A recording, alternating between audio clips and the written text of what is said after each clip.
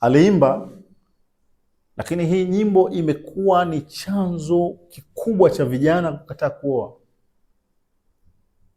Na makilo anamwambia vipi bana, mbona uoe? Akamwambia bana, bado mimi nipo. Hii ni nyimbo ya kwanza ambayo imeleta athari kubwa sana vijana kutooa.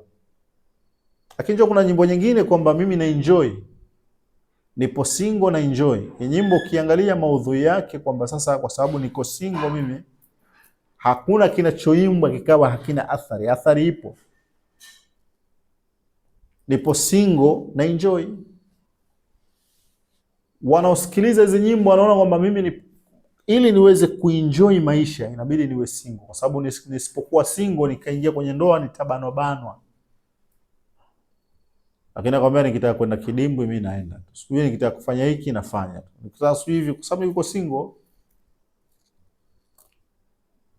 Na hizo ni fikra zimeingia, walioimbiwa hizi zimewaathiri.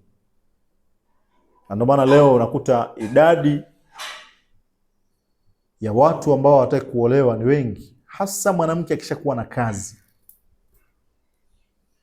Kwa sababu anaona akiolewa atabanwa, atataka ende hivi mpaka ombe ruhusa kwa mwanamume. Akitaka kufanya hiki ataona kwamba haenjoy. Ndio maana hata wale waliokuwa kwenye ndoa pia wameona kwamba ndoa zinawabana, bora atoke. Hizi nyimbo zina athari kubwa sana, hasa nyimbo hizi ambazo nimezitaja, bado nipo, na nyimbo hii wanazungumzia kwamba nipo single na enjoy, na nyimbo nyingine. Na nyimbo yote itakapoimbwa ina athari kwa wasikilizaji, lazima itakuwa imeleta athari. Kama maudhui zake ni za kukataza vijana wasifanye, angalia mtu akishakuwa star anakuwa na ushawishi. Leo tunaona watu wako nje ya Tanzania hii, akifungua mdomo dakika moja tu nchi, vijana wanafuata kile atakachokiamrisha.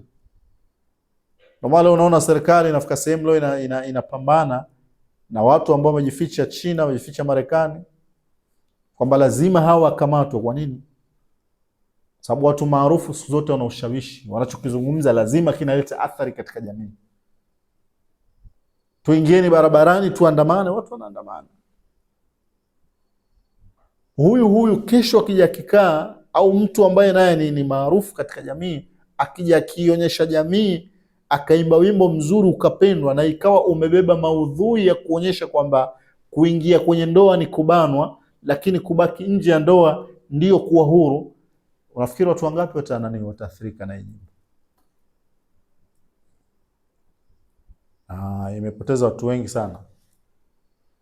Hii pia ni sababu moja kutoka sababu kubwa ambayo imesababisha watu wasiweze kuingia katika ndoa.